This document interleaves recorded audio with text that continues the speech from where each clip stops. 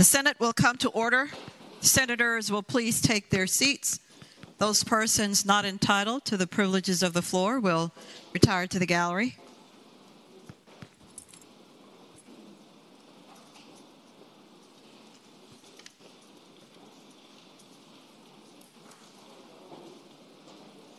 Good morning, Senators. Good morning, visitors. The Senators and all in attendance, if you are able, please stand.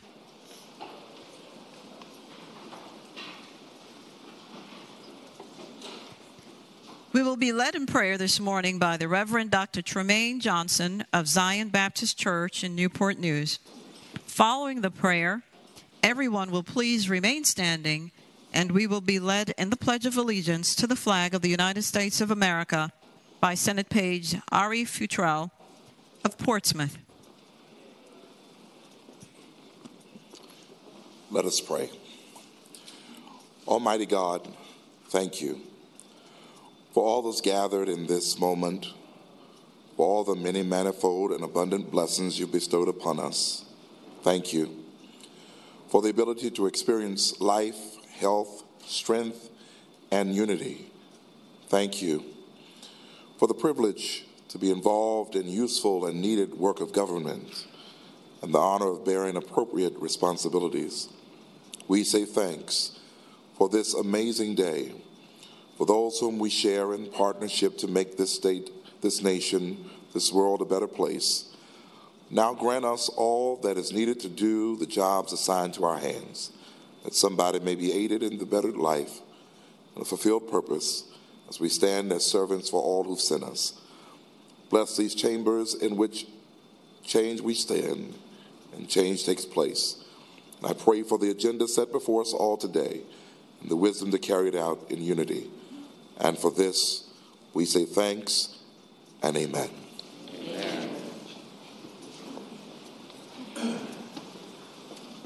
I pledge allegiance to the flag of the United States of America and to the republic for which it stands, one nation, under God, indivisible, with liberty and justice for all. Thank you.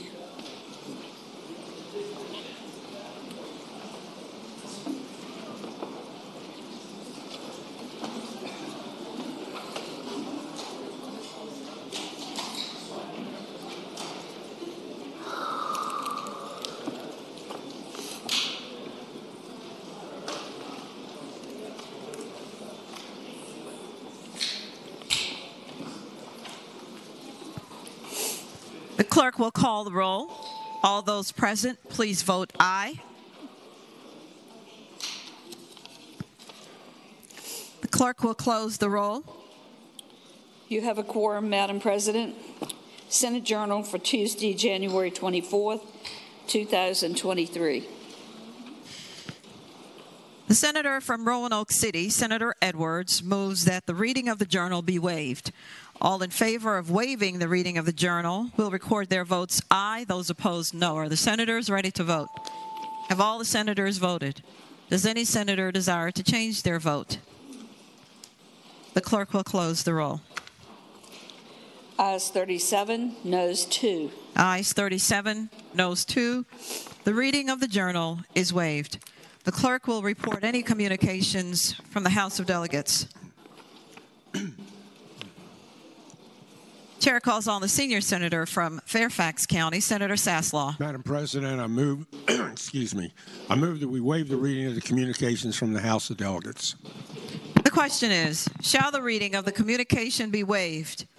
All in favor of waiving the reading of the communication from the House of Delegates will record their votes aye. Those opposed, no. Are the senators ready to vote? Have all the senators voted? Does any senator desire to change their vote? The clerk will close the roll. Ayes 35, noes 4. Ayes 35, noes 4. The reading of the communication is waived. The clerk will report any communications from the governor. We do not have any, Madam President. Visitors, welcome to the Senate. More importantly, welcome to your Senate. We are at the time of the morning hour when we will discover who all of you are. And the normal procedure is that the senator will rise and we will hear your name and all that you're doing. And please rise at that time, and I will make my remarks, and we will hold our applause until after my remarks. And so with that, I would like to call upon Senator Locke, the gentlelady from Hampton. Thank you, Madam President. I rise for 2 introductions. The senator has the floor. Thank you, Madam President. I would ask that we give a warm welcome of the Senate to the individual who gave us the invocation this morning on behalf of the senator from Williamsburg and myself, and that is the Reverend Dr. Tremaine Johnson, who is the pastor of Zion Baptist Church in Newport News, Virginia. Please extend to him the warm welcome of the Senate. Dr. Johnson, thank you for coming, and thank you for your prayer, and thank you for what you're doing in your neck of the woods. And it is a help to the Commonwealth when you help those who are not able to help themselves. Thank you for your sacrifice. Senators, let us give him the warm welcome of his Senate.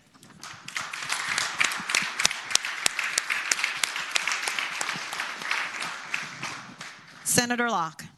Thank you, Madam President. Also today, we are pleased to welcome representatives from the Virginia Boys and Girls Clubs. Visiting us are representatives from clubs all across Virginia, including the clubs in my district in Hampton Roads. Many of us are familiar with the incredible impact that the Boys and Girls Clubs have on our youth and families. In Virginia, the Boys and Girls Clubs provide services to over 20,700 school-aged youth in 44 cities and 11 military installations in Virginia. Boys and Girls Clubs inspire all young people to realize their full potential as productive, responsible, and caring citizens. Our Boys and Girls Clubs are a safe place for our youth and provide strong, proven programs emphasizing character and leadership, education and career advancement, and health and life skills.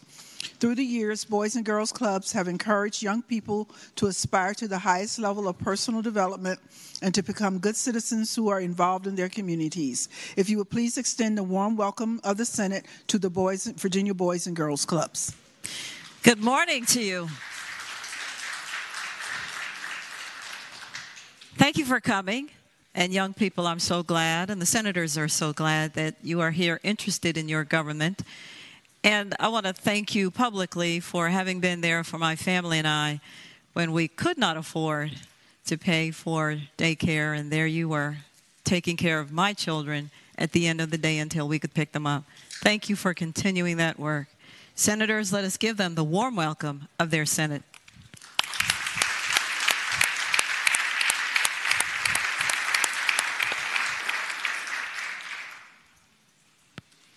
Chair recognizes Senator Reeves, a gentleman from Spotsylvania. Thank you, Madam President. I rise for 2 introductions and a motion when that comes time. All right, Senator, for the introduction, you have the floor. Thank you, Madam President. For the first introduction, I have some pretty important people in the gallery that are the folks that pick up the phone when you need them. And they have a cool, calm, and collect voice. And they help people each and every day and carry a lot of stress with that. We have APCO, which is the Association of Public Communications Officials, and the National Emergency Number Associations. In other words, our 911 telecommunications folks. Today, they were here to visit the Capitol on a bill that we had before Senate Finance that was approved by unanimous consent. And so I appreciate what they do each and every day, and I would ask you to give them the warm welcome of the Senate. Please rise. Thank you for being here, and thank you for being a part of our safety net, the 911 communications. Thank you that you're there when we pick up the phone, and indeed you are on the other end. And we know that you also do suffer trauma as you hear the voices begging for help, and you hear the subsequent conversations, if you will, as the help is arriving. So thank you for being there. Senators, let us give them the warm welcome of their Senate.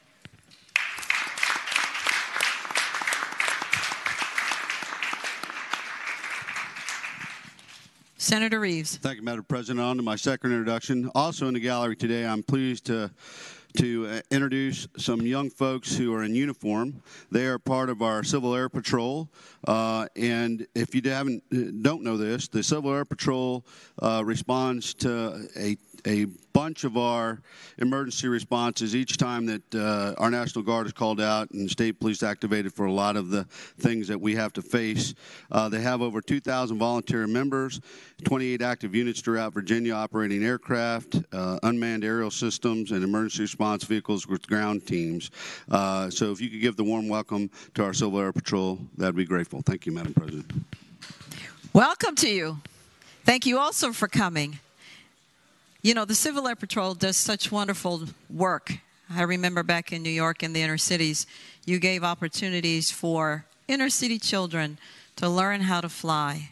And fly indeed we did.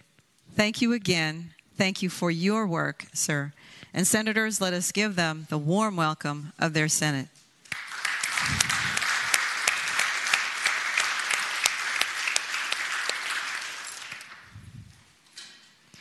Chair recognizes the senior senator from Virginia Beach, Senator DeSteff.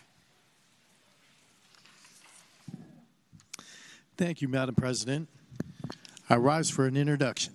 The senator has the floor. Madam President, I have the pleasure today to introduce the Student Leader Committee of the City of Virginia Beach. These students serve on a subcommittee of Virginia Beach Historic Preservation Commission, a city council-appointed advisory board that works to preserve, protect, and maintain the historic identity of Virginia Beach through a program of advocacy and increased public awareness and involvement. The Commission was the recipient of the Preservation Virginia's 2020 Catherine Glaze Rockwood Award for Outstanding Community Preservation. Their involvement of students of their local preservation program was one of the primary reasons cited for receiving this recognition. 2 high school students are appointed annually by City Council to serve as non-voting members of the Historic Preservation Commission. Since 2018, the appointed student members have served as co-chairs of the Student Leadership Committee, which involves additional high school students from both public and private Virginia Beach schools. The committee members serve as advocates for historic preservation at their schools and in the community, work on projects that raise awareness about the historical characterization of historic buildings in the city of Virginia Beach. Today, the Student Leadership Committee members are in Richmond, extending their advocacy efforts to the highest level in the Commonwealth. We welcome these future leaders and wish them success in their efforts as advocates for historic preservation. Madam President, I'd like to give them the warmest welcome in the Senate. Thank you. Thank you, students. And I submit that you are leaders now, because even as you are growing in your advocacy, I suggest that you are also having other students watch you to see how they can lead and possibly join what you're doing, your efforts. And so thank you for doing that. Thank you for stepping up, because that's what leaders do. And thank you for being bold and courageous. Senators, let us give them the warm welcome of their Senate.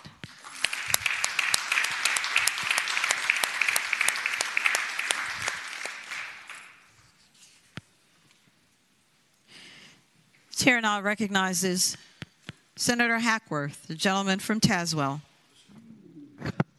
Madam President, I'd like to request a leave of absence for my seatmate, the junior senator from Chesterfield, on account of pressing personal business. Thank you, Senator. It will be so noted. Chair recognizes Senator Howell, the gentlelady from Northern Fairfax County. Thank you, Madam President. I rise for the purposes of an introduction. The senator has the floor. And unlike the others, it's only one introduction, but it's for a most impressive group, and that's the League of Women Voters of Virginia. The League of Women Voters of Virginia was founded in 1920 out of the suffragette movement. After winning the right for women to vote, their first task was to register and educate these new voters and to advocate for better working conditions for women and children. More than 100 years later, the League remains a grassroots organization focused on registering and educating voters and advocating for laws to improve the lives of Virginia. We depend on our approximately 2,000 members spread across the state to carry out the work. I hope you'll give them the very warm welcome of the Senate. Good morning to you. And young people, this is where we are.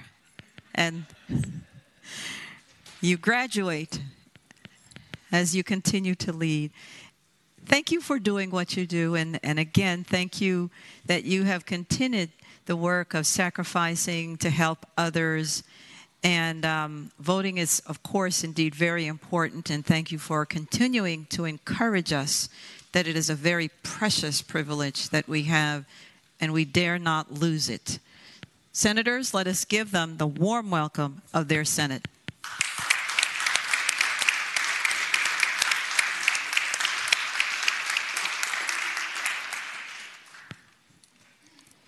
Chair recognizes the senior senator from Chesterfield, Senator Hashmi. Thank you, Madam President. I rise for two introductions. The senator has the floor. Thank you, Madam President. Today in the gallery, we have three members of the Richmond Association of Realtors. The mission of the Realtors is to provide its members with the resources, services, and community engagement to conduct ethical, professional, and profitable businesses. RAR is Central Virginia's largest trade association. It serves over 7,000 realtors who live and work in the Richmond metropolitan area, and I ask that we give the warm welcome of the Senate. Please stand, realtors. There you are. I am so often reminded that the term is not realtors in the same way we don't say doctors. It's realtors. And prior to the Realtor Association, real estate was a hodgepodge, and you brought professionalism to that most wonderful endeavor. We thank you for doing so, and we thank you for being in that space. And full disclosure, I was once a member of the board where I ran the board, so I know your good works. Senators, let us give them the warm welcome of their Senate.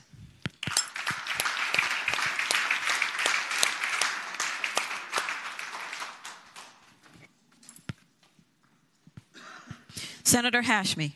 Thank you, Madam President. Our second introduction is for another very special group. We're joined today by mental health professionals from all across the Commonwealth who work specifically with children.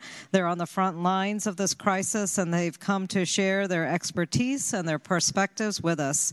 They're here today to with support from Voices for Virginia's Children, which is a nonprofit organization committed to improving and protecting the lives of Virginia's children, youth, and families, and Child Savers, a nonprofit providing trauma-informed mental health and child development service all across Virginia. I ask that we give the warm welcome of the Senate. Thank you for coming, and thank you for helping our children, indeed our most vulnerable population. You know, the Bible does talk about what you do to the least of these. Thank you. Thank you, because I can understand that sometimes you hear horrifying stories. So thank you for continuing to do that work. Senators, let us give them the warm welcome of their Senate.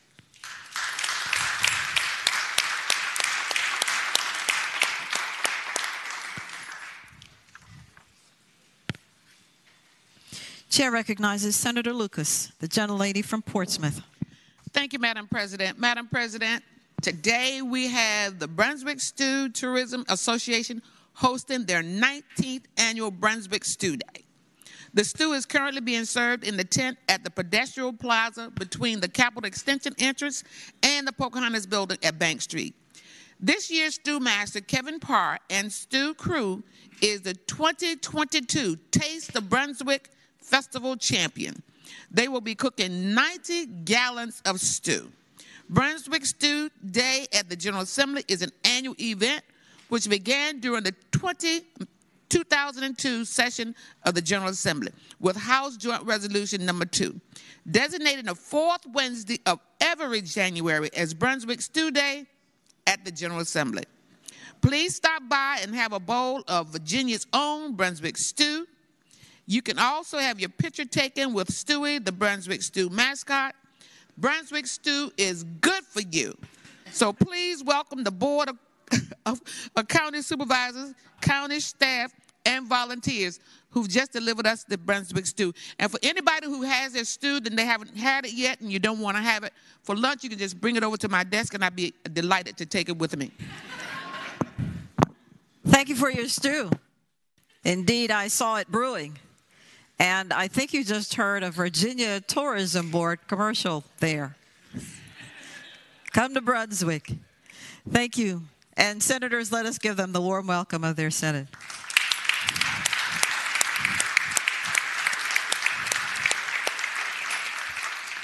Senator Lucas. Thank you, Madam President. The second introduction that I rise to introduce is the Virginia Community Action Partnership, and it is a statewide association representing our Commonwealth's 31 community action agencies. Our community action agencies are in Richmond today to thank all of you for your support of the life-changing services they provide that create pathways from poverty to opportunities and prosperity.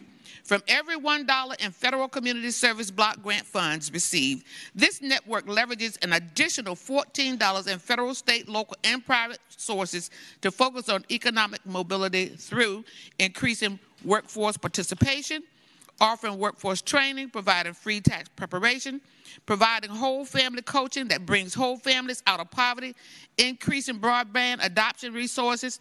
It is my honor to have served as the CEO of STOP Inc. in Hampton Roads and to support this network during this time in the legislature. And today, I'm pleased to introduce Carlos Clanton, Vice President of Organization Development at STOP, Edith White, CEO of Hampton Roads Community Action Programs, Kevin Ade, COO of HR CAP and Vice President of Virginia Community Action Partnership, Mary Barra-Clough, CFO of the Improvement Association. And I want to thank these leaders and their colleagues that have joined them in the gallery and across the Capitol grounds today. I thank you for your focus on breaking the cycle of poverty and focus on whole family coaching and wraparound services that lead to economic mobility.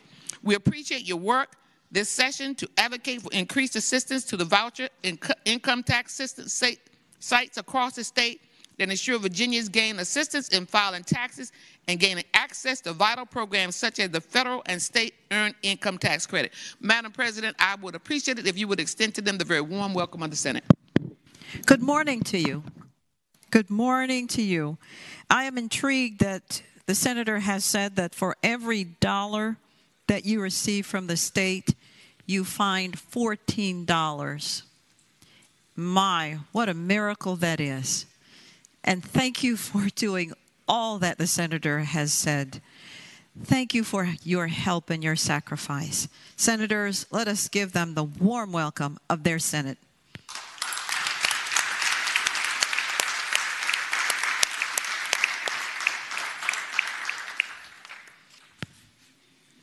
Chair recognizes Senator McPike, the gentleman from Prince William.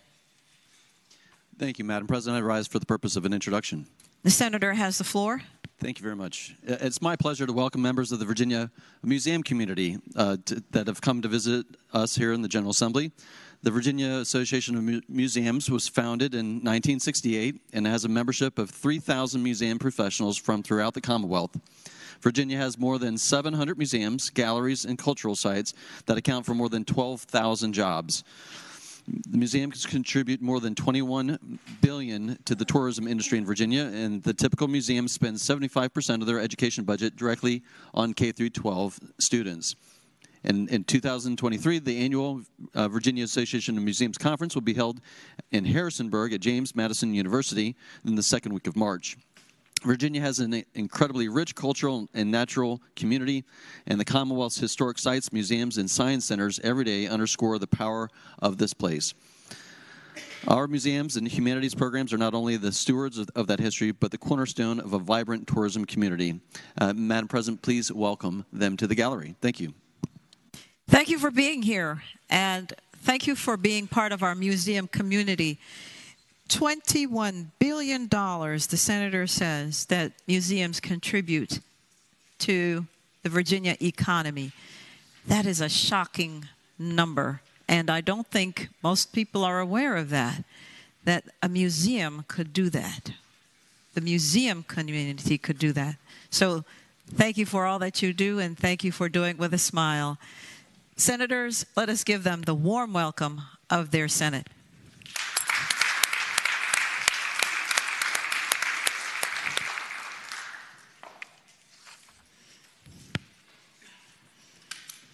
Senator McClellan, the senior senator from Richmond City. Thank you, Madam President. I rise for an introduction. The senator has the floor. Thank you. Joining us in the gallery, we have members of the Cannabis Coalition of Virginia, which is here in support of the 2023 legalization of Marijuana Day.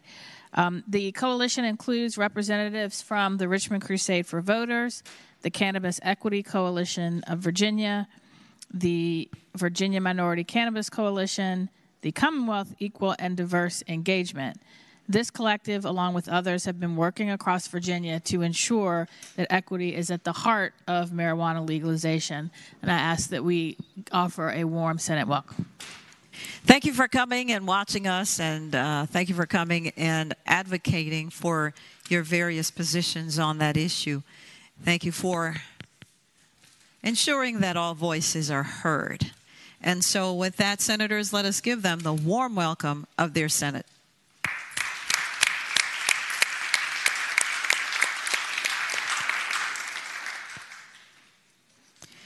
Chair recognizes Senator Peterson, the gentleman from Fairfax City. Chair recognizes Senator Suterline, the gentleman from Roanoke County. All right. Senator Reeves, the gentleman from Spotsylvania. Thank you, Madam President. I rise for a motion. The senator has the floor. Request unanimous consent to introduce a joint resolution dealing with Department of Veterans Affairs, flight training, aircraft maintenance training schools in Virginia. The question is, shall the Senate grant consent to introduce a resolution relating to the matters as stated by the senator? All in favor of the motion will say aye. Aye. Those opposed, no. The consent of the Senate is granted to introduce your resolution, Senator. Is there any other business to come for the morning hour? Hearing none, the clerk will call the calendar. Today, Wednesday, January 25th, 2023. Uncontested calendar. Senate bills on third reading. Chair calls on the senior senator from Fairfax County, Senator Saslaw. Madam President, I move that the Senate bills on third reading, the uncontested calendar on pages 1 through 6, at Senate Bill 868 through Senate Bill 1430, be placed on their final passage in a block. Any senator desiring to remove a bill from that block, please do so after the clerk has read the number of the bill.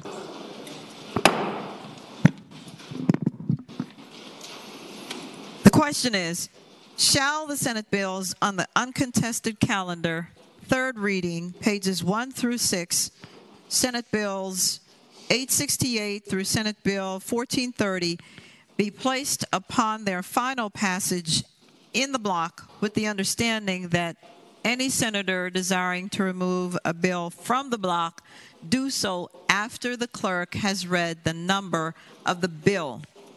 All in favor of the motion will say aye.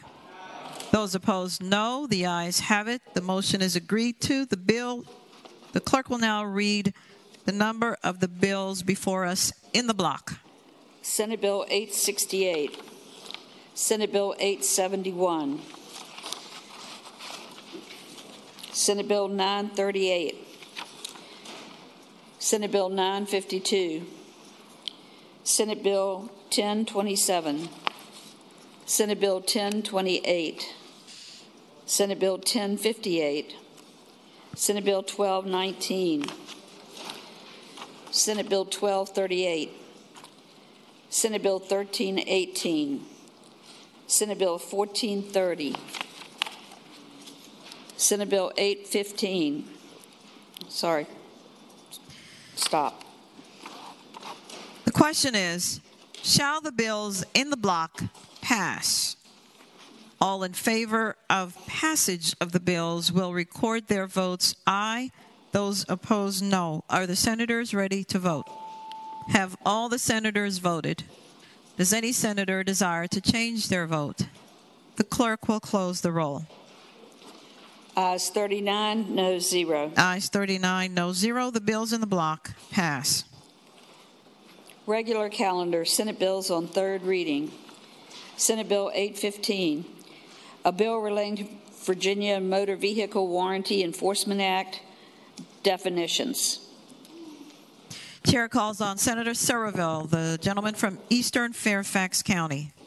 Thank you, Madam President. I move the bill pass and speaking to that motion. The senator has the floor. Thank you, Madam President. Ladies and gentlemen, this bill has to do with the Virginia Motor Vehicle Warranty Enforcement Act, which is otherwise known as the Lemon Law. And basically what the Lemon Law says is if you buy a new car for an 18-month period, if there's a serious problem with the car, the dealer gets one shot to fix it. If it's a serious safety problem. If it's not serious, they get 3 shots. So if it's like the transmission skipping, one chance to fix that. If it's like the radio, the heater, something else, they get 3 shots to fix it. And if they don't, then the manufacturer has to either replace the car or they have to give you a refund. And if they don't do that, they still get attorney's fees. The Lemon Law today only applies for consumers. What this bill does is it expands it to small business. So it says if you got a business that has 5 cars or less and the car weighs 10,000 pounds or less, then the small business can utilize the Lemon Law. The reason that's important is because the way dealerships deal with Lemon Law issues is they bring in the manufacturer to negotiate the problem. And the manufacturers are all set up to deal with this. They have a system to take back a lemon and they get rid of it. They usually, my understanding is these cars end up like in the Caribbean or some other country. They become a problem somewhere else, but not in America because they can't resell it because it's a lemon. If the Lemon Law doesn't apply, this problem becomes the problem of your local automobile dealership. And they're not set up to deal with this because they can't resell this car. And so it becomes much more of a problem for small business when they're trying to deal with this. And if you lose your vehicle and you're in a small business, it can be highly disruptive to your business. And so this basically sort of gives small business a little bit more leverage with the auto manufacturers to resolve these problems. I think it's a good bill. It's good for our small businesses out there, folks that have pickup trucks, conversion vans that they use in their business. And I hope we can pass the bill.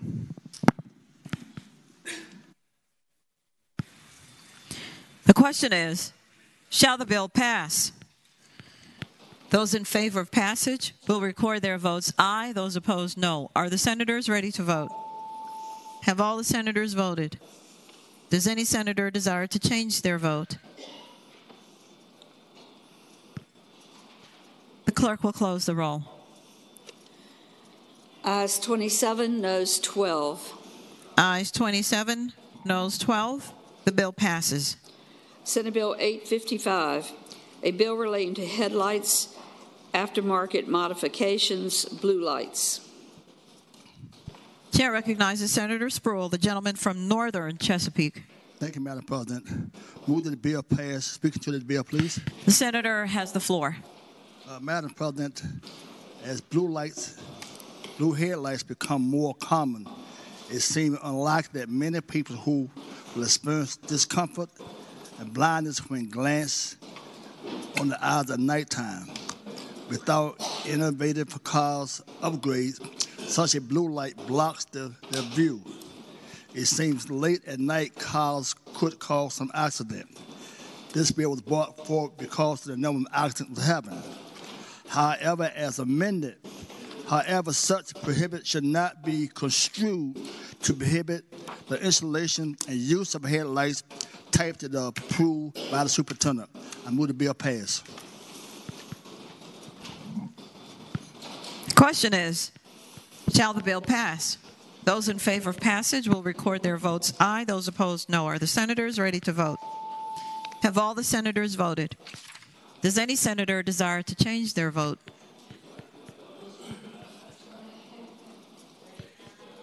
The clerk will close the roll. Ayes 38, noes 1. Ayes 38, noes 1. The bill passes.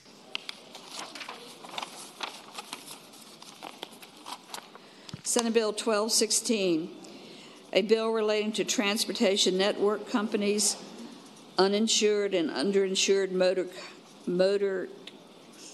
motorist coverage.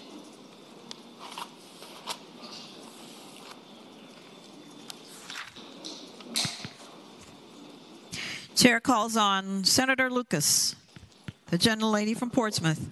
Thank you, Madam President. Madam President, what the bill does is it sets uninsured and underinsured motorist insurance coverage for transportation network companies, Uber and Lyft, at the same rate as all personal vehicles. The new requirements will be $30,000 for bodily injury per person, $60,000 for bodily injury per accident, $20,000 for property damage, whether or not persons in the vehicle, but with the request of VTLA that the full TNC policy be available even when there is other insurance available. Because the levels are pegged to the levels of all drivers, they will increase in 2025 to $50,000 for bodily injury per person, $100,000 per accident, and $25,000 for property damage. The current TNC UMUIM requirement was set in the original statute to reflect the $1 million requirement placed on TNCs for the liability coverage, i.e., when the TNC driver is at fault. That example was not followed by a vast majority of states. Only 9 are in the $1 million level for UMUIM. And the new policy is consistent with model policy of the insurance industry. There is no change to the general liability policy for when TNC driver is at fault. That remains $1 million. The current TNC UMUIM policy is expensive and rarely ever used. I know of no opposition and would ask you to pass the bill, Madam President. Chair recognizes Senator Obenshain, a gentleman from Rockingham County. Madam Chair, I rise to speak to this bill. The senator may continue. Lovingly. Madam Chair, I appreciate what this bill is trying to do, but let me just point out what it actually does. You know, when we passed this legislation, the TNC legislation, a number of years ago, we were kind of establishing a framework that largely has been utilized across the country. This one part of it we set here in Virginia, and it has not really been emulated across the country, but you know, quite frankly, I think it's worked well here in Virginia as providing an important protection for Virginians. First, uninsured motorist coverage. Let me tell you what it does, okay? So if you are a passenger in an Uber and you're in a minor little fender bender in which you suffer a sprain or strain and you're better in a week or two, and it's caused by somebody with no insurance whatsoever. And say I live in Northern Virginia and don't have a car, and I don't have insurance. The only place I can turn for my compensation is to the uninsured motorist coverage that covers Uber. And Uber pays for it, not the drivers. Uber, the company, pays for it, or Lyft, the other TNC company, pays for it. And if I just suffer a sprain or strain, you know what? This isn't going to make a hill of beans worth of difference. I'll be okay. I'll recover, you know, $3,000 for the medical expenses that I had, for the x-rays, and for the day or two that I'm out of work. But let's say that instead of a sprain and strain, I suffer a spinal cord injury and am permanently disabled and have $100,000 worth of medical expenses. The most I can possibly recover for that accident from the other driver who's judgment proof, has no insurance, from Uber is going to be $30,000. $30,000 is going to be the most I can recover. And I'm going to be the one who's going to be out of luck. So it is you know, it is the rare occasion that this would make a difference. I'll grant the supporters and the patron that. It doesn't happen very often. Thank God. Thank God it doesn't happen very often. But if I'm the one it happens to, and I'm never able to go to work again, if I'm confined to a wheelchair for the rest of my life, I'm going to thank God that we have $1 million worth of coverage, which is what Uber and Lyft and the TNC companies have been paying for since we implemented this legislation to begin with. So it's not going to happen very often. And I'll tell you, the cost of insurance, you know what's most expensive is that first $15,000 worth of coverage, because almost all claims are resolved within $15,000. The rest, you know, they are rare. They are rare to have those big claims. And adding that coverage to the policy ain't going to be that expensive. And I think it's an important protection for Virginians who are riding in the back seat of that car. And I'll tell you also, when they don't have a passenger, when they don't have that app activated, you know, the lower limits apply. And it's up to that driver to protect himself or herself. But when I get in the back seat of one of those TNCs, I'm pretty grateful to have that protection. It gives me a lot of peace of mind. So I would hope that we'd think about this. I would hope a couple of people would join me in voting against this and sticking with the framework that we enacted, not what other states around the country have enacted. I think we got it right, and they're getting it wrong. Chair recognizes Senator McClellan, the gentlelady from Richmond City, the senior senator. Thank you, Madam President. Speaking to the bill. The senator has the floor. Thank you, Madam President. I think it's important to do some comparisons and not just look at what could happen in certain rare instances, because the problem that the gentleman from Rockingham outlined is actually worse if you're a passenger in a taxi. What this bill is trying to do is to put Uber drivers on the same playing field as other passenger cars. Taxis, the liability is 25 and 50, not 30 and 60. With this bill, the Uber coverage can be stacked with the at-fault driver's policy, the full amount of the Uber driver's policy, and then the driver or the passenger's own policy, which is why the trial lawyers are not opposed to this bill.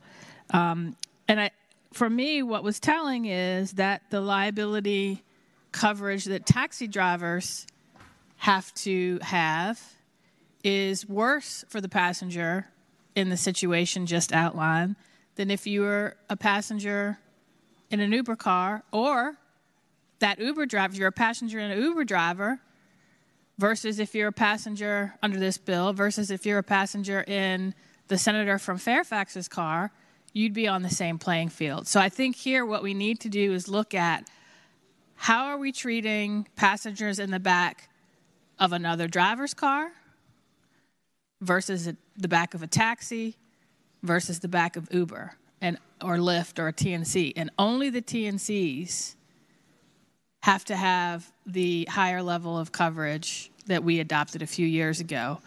This bill is trying to bring those Uber drivers more in line with other passenger drivers.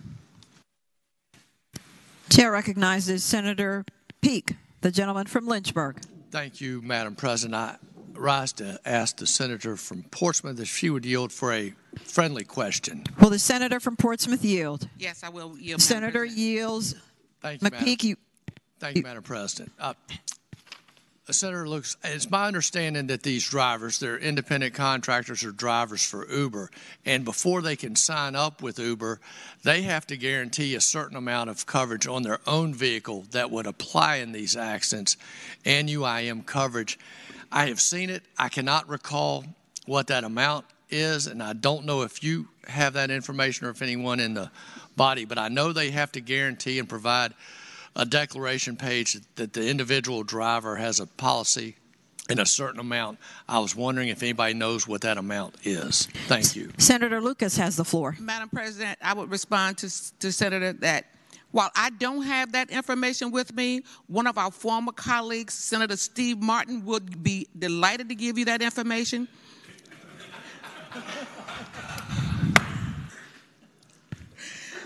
And I'd also like to respond that, as it has been stated by the senior senator from Richmond City, this is exceedingly rare occurrence that these things happen. The at-fault driver's liability policy would cover first, then the full amount of the Uber UIM policy, and then the driver's passenger's own UIM policy.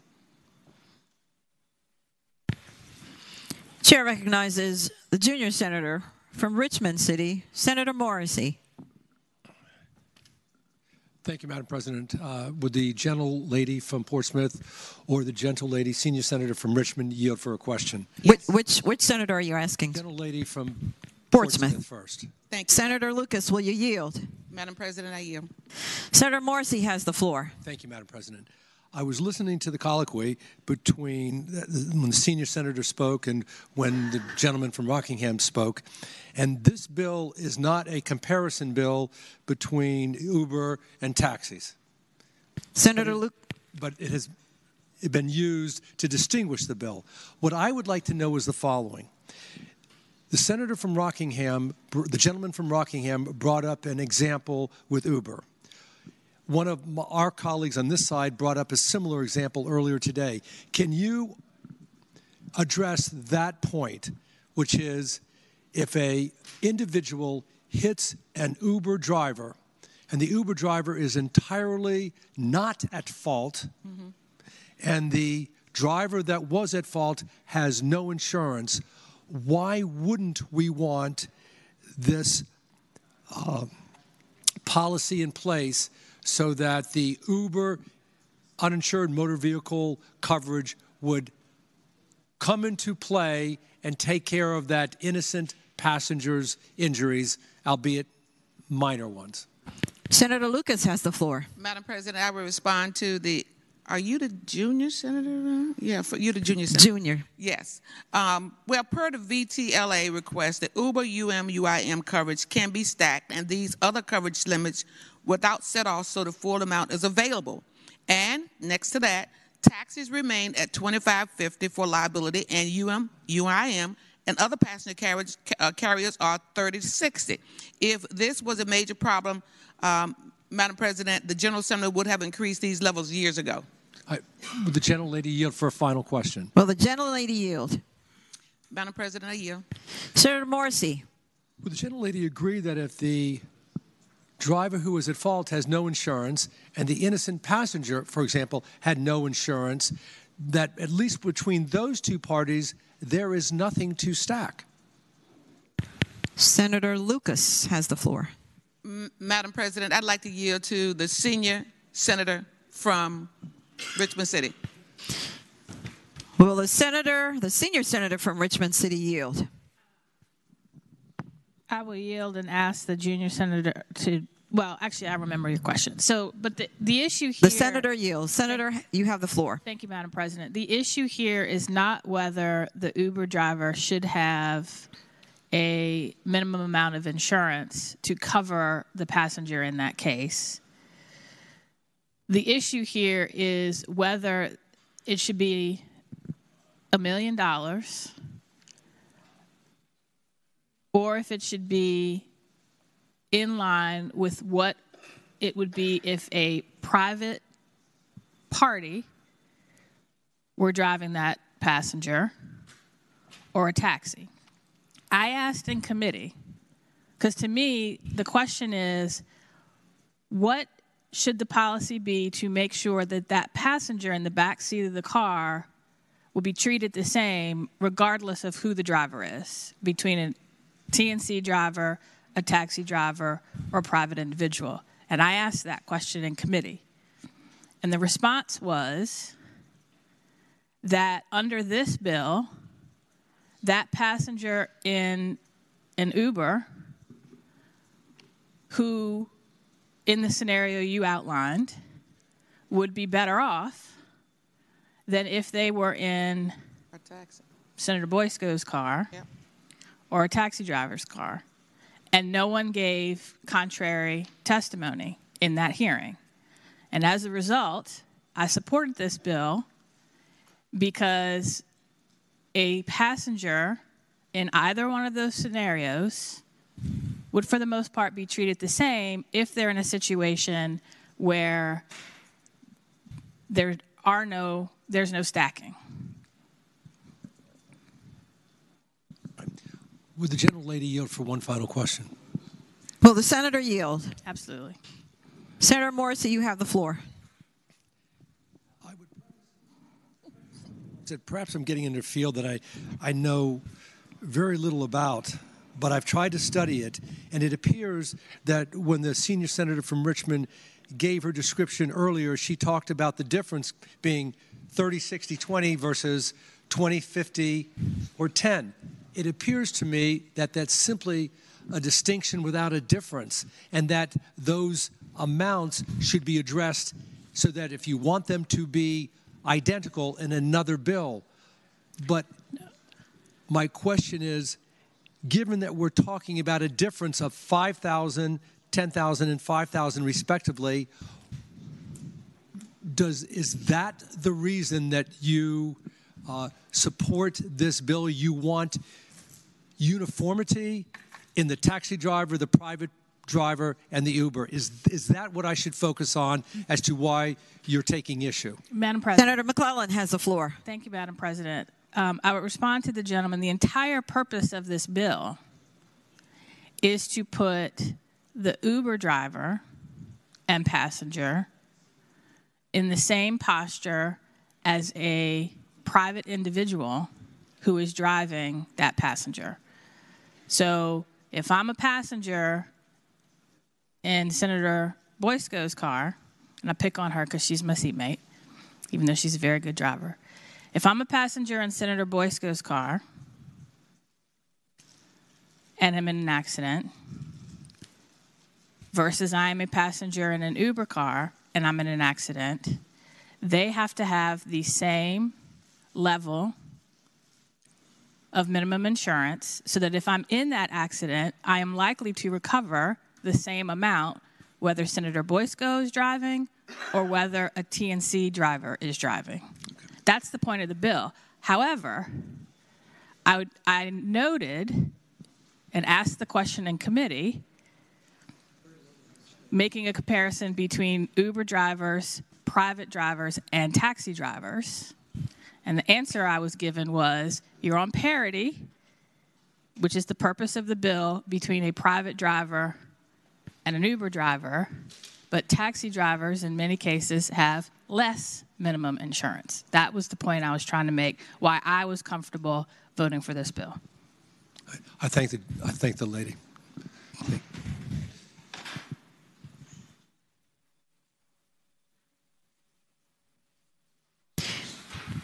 Chair again calls on Senator Obenshain, the gentleman from Rockingham County. Madam President, rise to speak, and I apologize for speaking a second time. But the senator has the floor. Just very briefly, I would respond to the comments from my friend, Junior Senator from Richmond, by saying that it appears that the goal is to treat passengers, and I say that with great affection for the gentlelady from Portsmouth, but the goal is to treat passengers in an Uber as badly as we treat passengers in a taxi.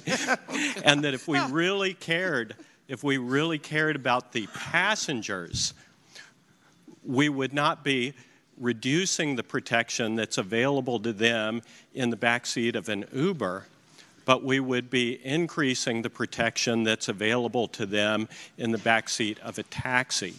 And I understand that there is taxi envy out there amongst the TNC community, but there are other ways to address it, and I think that the bottom line here is it's a cost-cutting measure by the TNCs at the expense of the few people, granted the few people who are badly, badly hurt.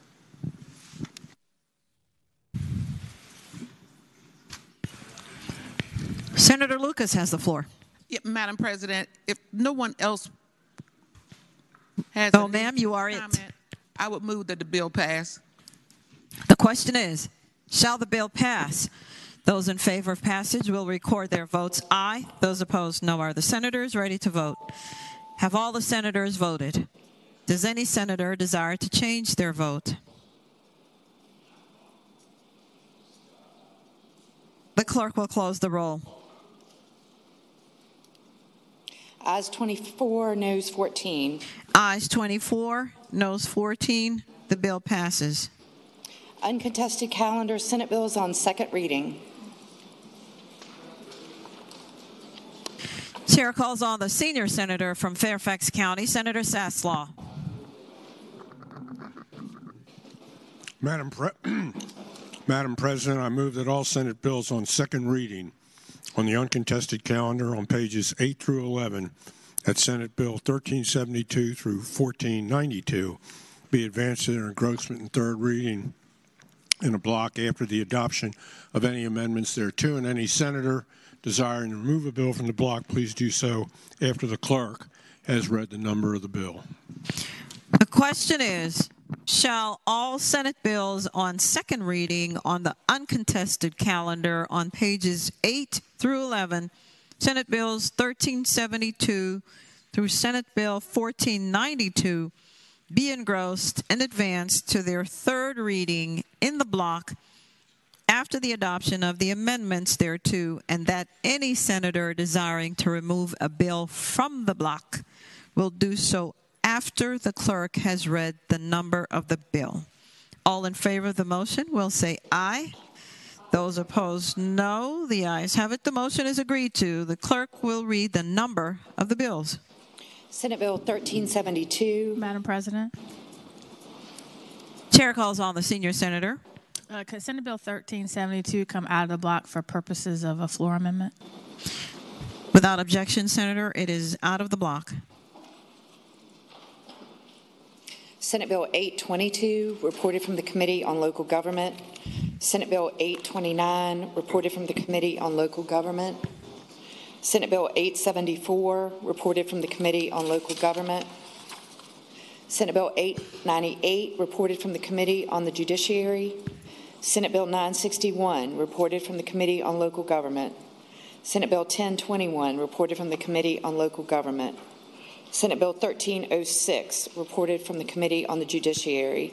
Senate Bill 1390, reported from the Committee on Local Government with a substitute. Madam President, move adoption of the committee substitute. The question is, shall the substitute on Senate Bill 1390 be agreed to? Those in favor of the motion will say aye. Those opposed, no. The substitute is agreed to. Senate Bill 1492, reported from the Committee on the Judiciary with amendment. Chair recognizes Senator Steff, the senior senator from Virginia Beach.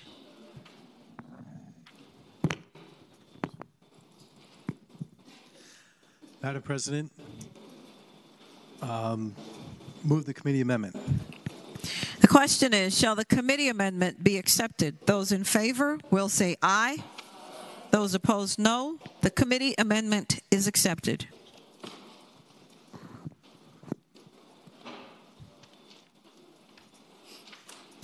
The question is, shall the Senate bills be engrossed and advanced to their third reading?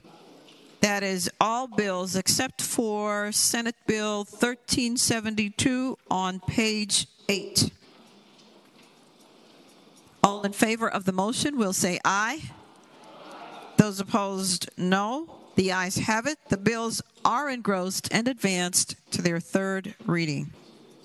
On page 8, Senate Bill 1372, the committee amendment has been adopted by the Senate, and we have 3 floor amendments. Chair recognizes the senior senator from Richmond, Senator McClellan. Thank you, Madam President. I ask that the amendments be taken in a block. Without objection. Thank you, Madam President. This bill creates a new license plate for women veterans. We have to waive. Sorry. I move waiving the reading of the floor amendments. I'm a little rusty. The question is, shall the reading of the amendments be waived? Those in favor of waiving the reading of the amendments will say aye. Aye. Those opposed, no. The ayes have it. The reading of the amendments are waived. Madam President, I move adoption of the amendments and speaking to that. The senator has the floor. Thank you, Madam President. This is a bill that creates a new special license plate for women veterans. As drafted, the bill required certification that required written evidence that someone was an honorably discharged veteran, but certification that that person was a woman. Certification is not found anywhere else in the code section. Everywhere else in the code section, it just says you present written evidence that you are qualified. And there was a concern that by adding a certification requirement, it could cause some confusion and make implementation difficult. And so these floor amendments, which were discussed with the patron, just clears up any potential ambiguity. The question is, shall the floor amendments be agreed to? Those in favor of agreeing to the floor amendments will say aye. Those opposed, no. The floor amendments are agreed to. Senator Vogel, the gentlelady from Fauquier.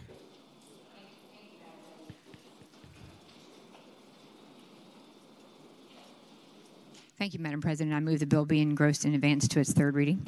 The question is, shall the bill now be engrossed and advanced to its third reading? All in favor will say aye. Those opposed, no.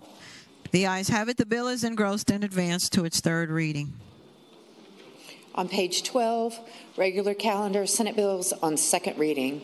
Senate Bill 936, a bill directing the Department of Emergency Management to develop a comprehensive extreme heat emergency response plan, reported from the Committee on Finance and Appropriations. Chair recognizes Senator Hashmi, the senior senator from Chesterfield. Thank you, Madam President. I move that the bill be engrossed and advanced to its third reading. The question is, shall the bill be engrossed and advanced to its third reading? Those in favor will say aye. Those opposed, no. The bill is engrossed and advanced to its third reading. Senate Bill 909, a bill relating to firearm transfers to another person from a prohibited person, reported from the Committee on the Judiciary. Senator Favola, the gentlelady from Arlington. Thank you, Madam President. Madam President, I move that the bill be engrossed and advanced to its third reading. The question is, shall the bill be engrossed and advanced to its third reading? Those in favor will say aye. Those opposed, no. The bill is engrossed and advanced to its third reading. Senate Bill 1067, a bill relating to substantial risk orders, substantial risk factors, and considerations, reported from the Committee on the Judiciary, and we have a floor substitute. Chair calls on Senator Stewart. Madam President. Senator Sorreville, the gentleman from Eastern. Madam President, I yield to the gentleman from Fairfax. Thank you, Madam President. I'd ask the bill go by for the day so we can process this floor amendment. Without objection, Senate Bill 1067 goes by for the day. Senate Bill 1151, a bill relating to local government, standardization of public notice requirements for certain intended actions and hearings, reported from the Committee on Local Government, and we have two floor amendments. Madam Chair recognizes Senator Edwards, the gentleman from Roanoke City. Madam President, I move that the floor amendments be adopted. First of all, I move the waiving the floor amendments. I move that we waive the floor amendments. The question is, shall the reading of the floor amendments be waived? Those in favor of waiving the reading of the amendments shall say aye. Aye. Those opposed, no.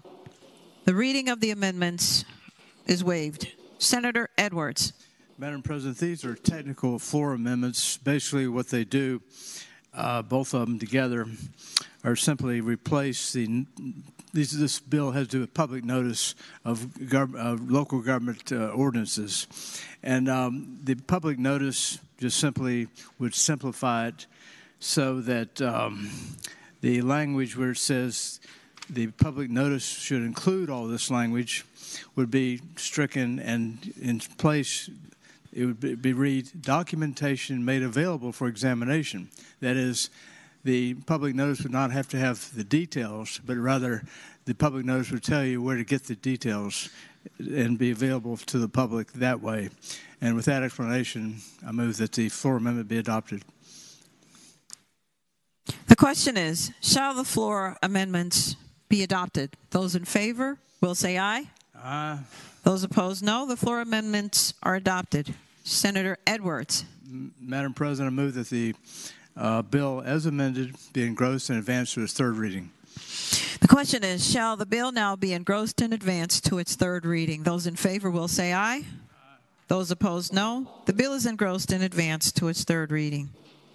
Senate Bill 1167, a bill relating to firearm industry members, standards of responsible conduct, civil liability, reported from the Committee on the Judiciary. Chair calls on Senator McClellan, the senior senator from Richmond. Oh, I jumped ahead one. Chair calls on Senator Peterson, the gentleman from Fairfax City. Thank you, Madam President. I move that the bill be engrossed and passed on to third reading. The question is, shall the bill be engrossed and advanced to its third reading? Those in favor will say aye. Those opposed, no. The bill is engrossed and advanced to its third reading. Senate Bill 1322, a bill relating to comprehensive plan, healthy community strategy, reported from the Committee on Local Government, and we have 4 floor amendments. Now, Senator McClellan, the senior senator from Richmond City. I move that the floor amendments be taken in a block. Without objection, they are now in the block. I move that we waive the reading of the floor amendments. The question is, shall the reading of the floor amendments be waived? Those in favor of waiving the reading of the amendments will say aye. Aye. Those opposed, no. The reading of the amendments are waived. Senator McClellan. I move that the floor amendments be adopted. Speaking to that, I guess. Yes, ma'am. These are floor amendments that were requested by the Realtors Association. They are more stylistic than substantive, and but it makes them feel better. So I ask that we adopt them. The question is, shall the floor amendments be adopted? Those in favor will say aye. Aye. Those opposed, no. The floor amendments are adopted. Senator McClellan. I move that the bill be engrossed and passed to its third reading. The question is now, shall the bill be engrossed and advanced to its third reading? Those in favor will say aye. Those opposed, no. The bill is engrossed and advanced to its third reading. Senate Bill 1455, a bill relating to civil disturbance, local curfew penalty, reported from the Committee on Local Government. Chair recognizes Senator Normand, the gentleman from James City County. Thank you, Madam President. I respectfully request that the bill be engrossed and advanced to its third reading, final passage. The question is, shall the bill be engrossed and advanced to its third reading? Those in favor will say aye. Those opposed, no. The bill is engrossed and advanced to its third reading. Senate Bill 1467, a bill relating to conservation of trees, Town of Vienna, reported from the Committee on Local Government. Chair recognizes Senator Peterson, the gentleman from Fairfax City. Bill 1467 be engrossed and passed on to third reading. The question is, shall the bill be engrossed and advanced to its third reading? Those in favor will say aye. Those opposed, no. The bill is engrossed and advanced to its third reading. Uncontested calendar, Senate bills on first reading. Chair recognizes the senior senator from Fairfax County, Senator Saslaw. Madam President, I move that all Senate bills on first reading on the uncontested and regular calendar, pages 14 through 23, that's Senate Bill 789 through Senate Bill 1120, that the rules be suspended and the first constitutional reading be dispensed with. question is, shall the rules be suspended and the first constitutional reading of the titles of Senate bills on the uncontested and regular calendars, pages 14 through 23, Senate Bill 789 through Senate Bill 1120, be dispensed with? All in favor of the motion will say aye. Will record their votes aye. Those opposed, no. Are the senators ready to vote? Have all the senators voted? Does any senator desire to change their vote? The clerk will close the roll. Ayes 39, no 0. Ayes 39, no 0. The reading of the titles is dispensed with. Senator Saslaw. Madam President, I now move that those said bills go by for the day. The question is, shall the Senate bills on the uncontested and regular calendars now on second reading go by for the day? All in favor of the motion will say aye. Those opposed, no. The ayes have it. The bills will go by for the day. Uncontested calendar, Senate joint resolutions on third reading. Chair again calls on Senator Saslaw. Madam President, I move that the Senate joint resolutions on third reading on the uncontested calendar, pages 23 through 24, that's SJR 230 through SJR 250, be placed on their final passage in a block. Any senator desiring to move the bill from the block or the resolution, please do so after the clerk has read the number of the resolution. The question is, shall the Senate joint resolutions on the uncontested calendar, third reading, pages 23 and 24, Senate Joint Resolution 230 through Senate Joint Resolution 250, be placed upon their final passage in the block with the understanding that any senator desiring a resolution removed from the block will do so after the clerk has read the number of the resolution. All in favor of the motion will say aye. Those opposed, no. The ayes have it. The motion is agreed to. The resolutions are before us in the block. The clerk will read the number of the resolutions. Senate Joint Resolution 230, Senate Joint Resolution 232, Senate Joint Resolution 239, Senate Joint Resolution 246, Senate Joint Resolution 250.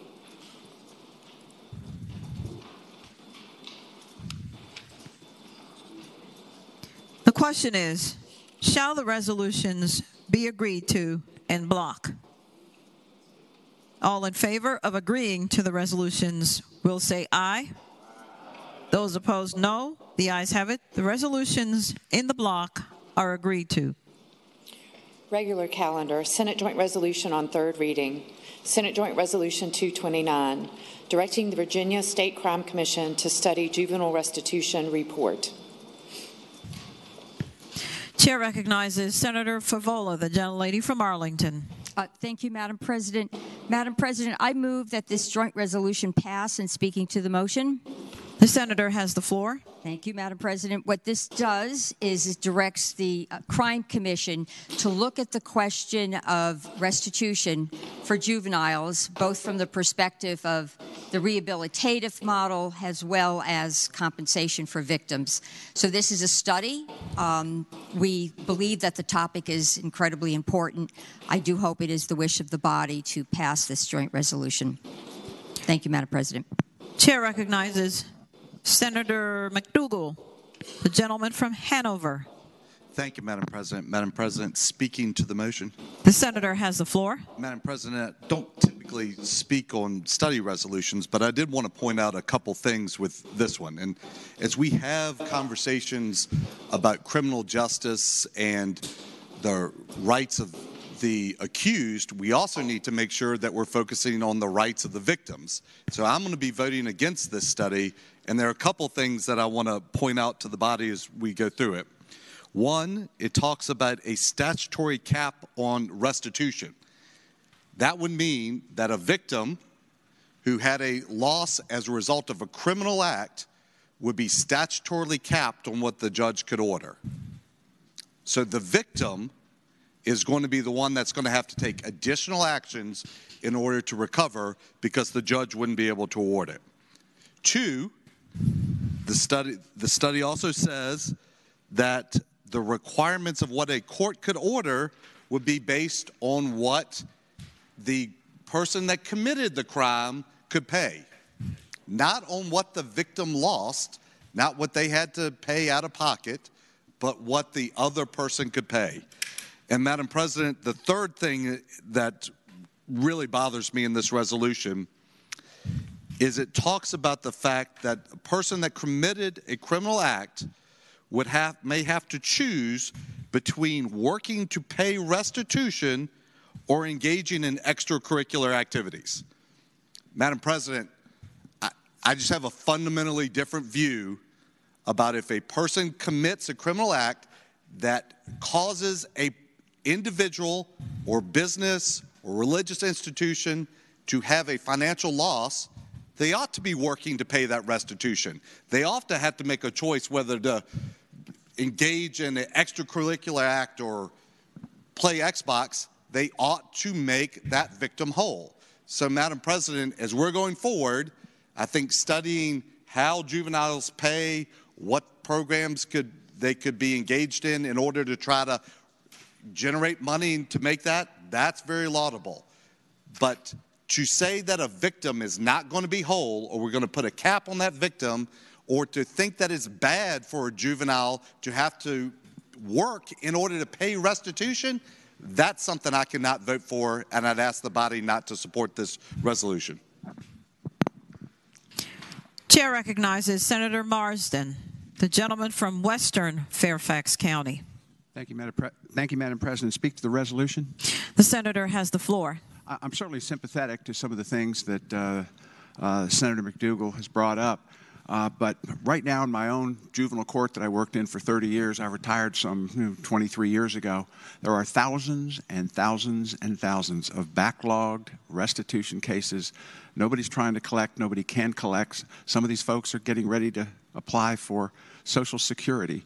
There are other issues here, and hopefully they're identified in the study, that we need to be able to convert these restitution cases to civil cases so that people can recover from these people who have become adults in the meantime. And I hope that the study can look at that, but this certainly does need to be examined. Thank you very much.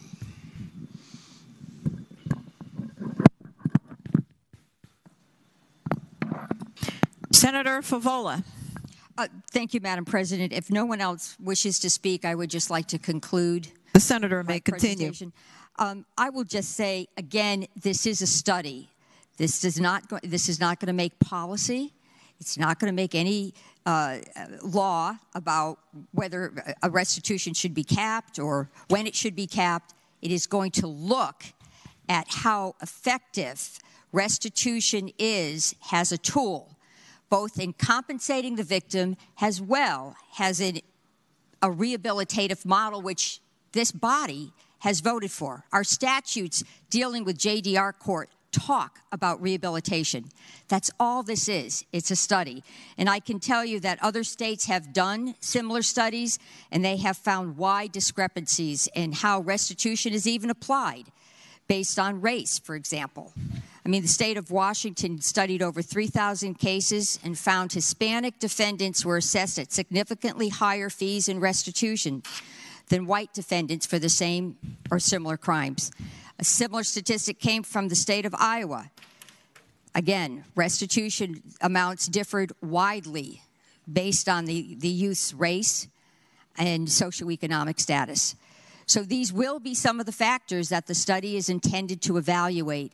Let's not be afraid of getting more information. Again, I hope it is the wish of the body to pass this resolution. Thank you. The question is, shall the study pass? The resolution pass. Those in favor of passage will say aye. Aye. Those opposed, no. The study is not agreed to. I see more than 8 hands. This will be a recorded vote. The question is, once again, shall Senate Joint Resolution 229 be agreed to? Those in favor of agreeing We'll record their votes aye. Those opposed, no. Are the senators ready to vote? Have all the senators voted? Does any senator desire to change their vote?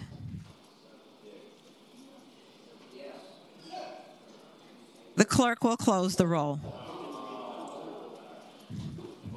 Ayes 22, no 17. Ayes 22, no 17.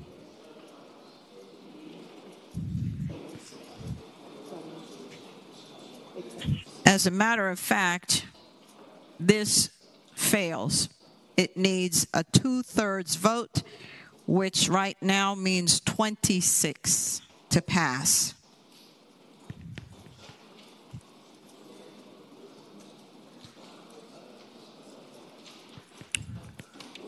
Chair now recognizes Senator Saslaw.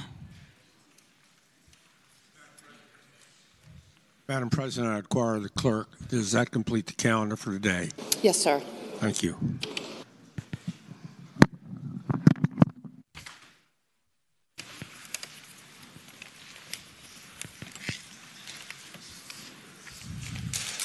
Is there any other business to come before the Senate?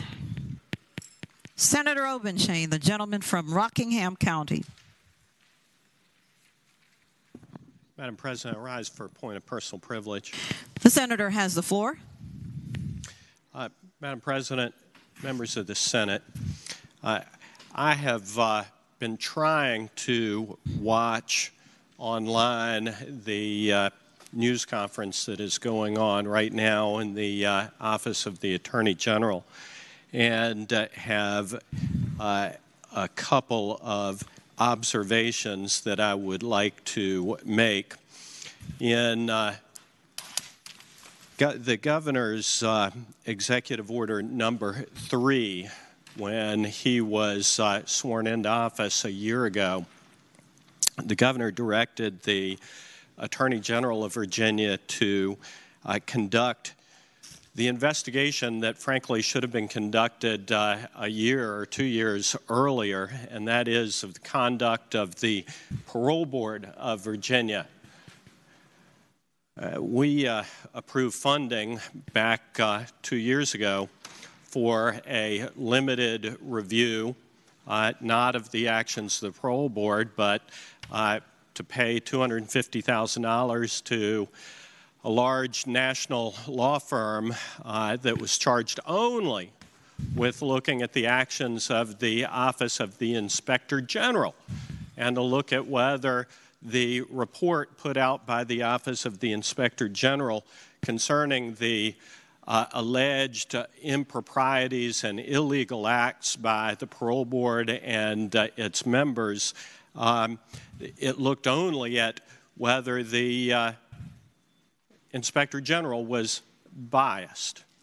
And unfortunately, that investigation by that large national law firm yielded little in the way of interesting results, but I guess it gave the last administration something to point at to say there's no there there. I have to say that in light of the investigation by the Attorney General's office, there appears to be much in the way of there. We have, I guess, the opportunity over the next couple of days to digest the findings of the Attorney General. And for those of you who don't recall, in 2020, the Parole Board, in March of 2020 alone, it released 95 offenders, 4 capital murderers, 31 first-degree murderers, 11 rapists, 33 folks convicted of robbery. None of those were released under the authority that was given to the Parole Board to release people because of COVID, which releases were confined to nonviolent offenders. What it looks like this report has unearthed is, quite frankly, some of the things that we knew. that there were a lot of times in which the statutory requirements to notify victims, and we're just talking about victims of juvenile crime, but the statutory requirement to endeavor diligently to contact victims before releasing people on parole was functionally ignored 83 times in a 2-month period. Moreover, the code requires the local Commonwealth's attorney to be notified as well, and it appears that the Attorney General has determined that during a short period of time, during a 2-month period, these violent offenders were released on 66 occasions without giving proper notice to the appropriate Commonwealth's attorney. The findings appear to be particularly damning with respect to the former chair of the parole board, somebody who actually is currently sitting as a current judge in a jurisdiction of the Commonwealth of Virginia. And it is my understanding that the report indicates that that former chair of the parole board committed multiple misdemeanor offenses, or at least conduct that could have been charged, if true, as a misdemeanor offense, but that because of the lack of a diligent investigation, they cannot now be pursued because of the expiration of a statute of limitations. I would respectfully submit that this bears considerable consideration by members of both bodies in the General Assembly. I understand that there may be legislative recommendations emanating from this report as well. I believe that over the next few days or week, we ought to be looking at those legislative recommendations to figure out how we can do it better, how we can respect victims of crimes better, how we can better keep our community safe and protect the people who live in them. Moreover, I think that it is a legislative prerogative to look at the qualifications of persons we elevate to the position of judge and the judiciary, and that we should be looking at that generally and specifically as well during the coming days. Thank you.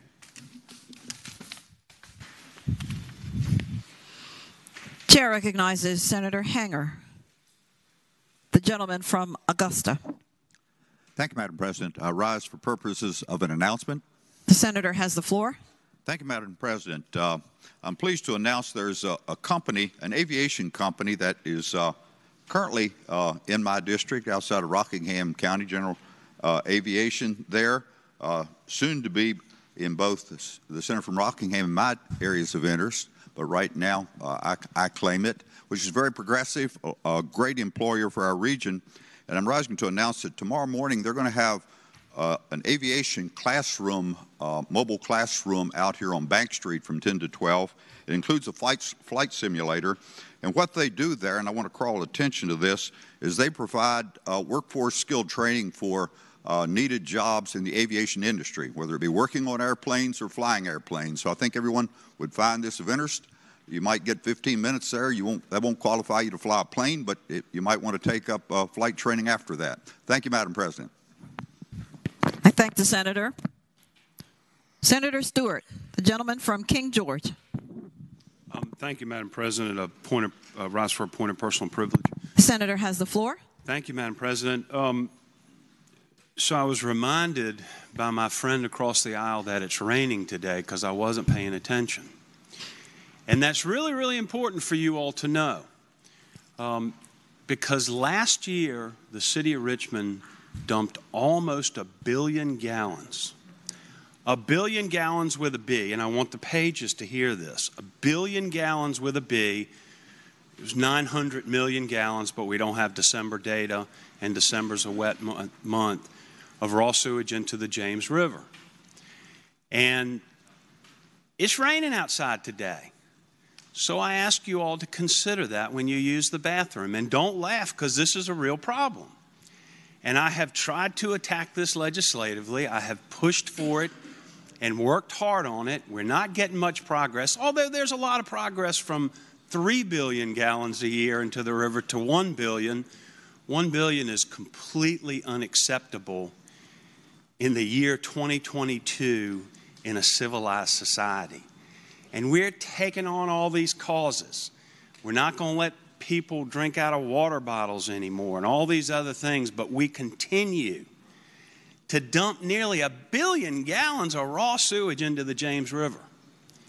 And so some of my friends are trying to figure out a way how we attack this, and we decided the best thing to do is just to remind all of you all not to use the bathroom until you get out of the city today. Thank you, Madam President.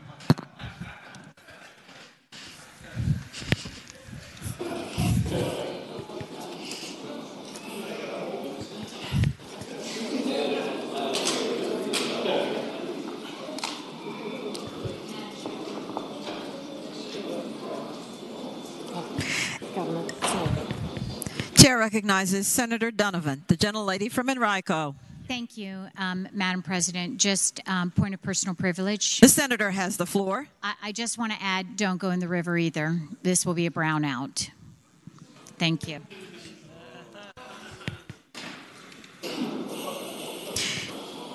Is there any other business to come before the Senate? Hearing none, the clerk will report any announcements on the desk. Announcements for today, Wednesday, January 25th, 2023.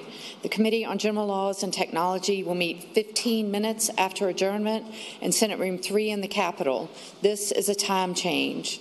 The Committee on the Judiciary will meet 30 minutes after adjournment in Senate Room A, Pocahontas. The Commerce and Labor Subcommittee on Energy will meet 45 minutes. The Senate will come to order, please. This is the point, Senator, that we come to order. Please continue. The Commerce and Labor Subcommittee on Energy will meet 45 minutes after adjournment in Subcommittee Room 2, 5th floor, Pocahontas. Senators Spruill, Norman, Newman, Lucas, and Marsden. The Finance and Appropriations Subcommittee on Transportation will meet at 4:00 p.m. in Subcommittee Room 1, 5th floor, Pocahontas. Senators Barker, Saslaw, Hanger, Newman, Deeds, Marsden, and McClellan. Tomorrow, Thursday, January 26, 2023, the Agriculture, Conservation, and Natural Resources Subcommittee on Companion Animals will meet at 7:30 a.m. in Subcommittee Room 2, 5th floor, Pocahontas. Senators Marsden, Favola, and Hackworth. This is a schedule change. The Hampton Roads Caucus will meet at 7:30 a.m. in Subcommittee Room 1, 5th floor, Pocahontas. The Committee on Education and Health will meet at 8:00 a.m. in Senate Room A, Pocahontas. The Democratic Caucus will meet at 11:30 a.m. in Senate Room 1 in the Capitol. The Republican Caucus will meet at 11:30 a.m. in Senate Room 2 in the Capitol.